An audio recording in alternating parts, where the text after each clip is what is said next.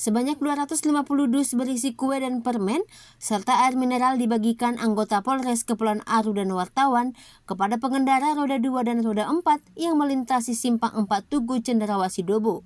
Kegiatan bagi-bagi takjil ini sebagai bentuk kemitraan antara Polres Kepulauan Aru dan media di daerah ini.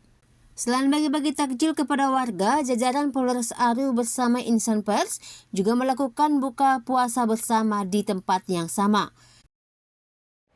Kegiatan ini kami menyesuaikan dari Mabes Polri, yaitu instruksi untuk melaksanakan pembagian takjil bersama rekan-rekan pers di wilayah dan juga melaksanakan buka bersama.